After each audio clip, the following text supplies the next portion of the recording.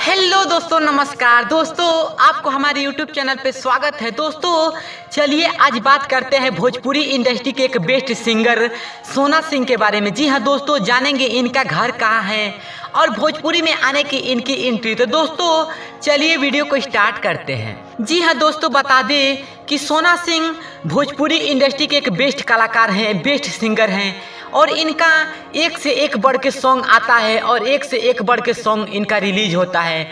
इनका सॉन्ग हर साल आता है और इनका सॉन्ग यूपी, बिहार, झारखंड में देखा जाता है और इनका सॉन्ग काफ़ी पसंद किया जाता है। दोस्तों बता दें कि सोना सिंह का पहला सॉन्ग साल 2016 में रिलीज हुआ था दोस्तों, और इस सॉन्ग का नाम था भोरहरिये से रूसल बाड़ा ए राजा जी। जी हाँ दोस्तों, इसी सॉन्ग के बाद सोना सिंह एक के बाद एक सॉन्ग देती गई और आज भोजपुरी इंडस्ट्री में इतनी बड़ी कलाकार बन चुकी हैं दोस्तों। चलिए दोस्तों बताते हैं कि सोना सिंह का घर कहाँ है। तो दोस्तों बता दें कि सोना सिंह का घर बिहार के बक्सर ज़िले में स्थित है और बिहार के बक्सर ज़िले के अरख गांव में है और सोना सिंह कास्ट से राजपूत है। सोना सिंह की अभी उम्र जो कि 22 साल हो चुकी है और सोना सिंह भोजपुरी के सबसे बेस्ट सिंगर हैं, बेस्ट कलाकार हैं। तो दोस्तों अगर आपको यह वीडियो पसंद आया तो हमारा चैनल सब्सक्राइब करें। जय हिंद, जय भारत दोस्तों।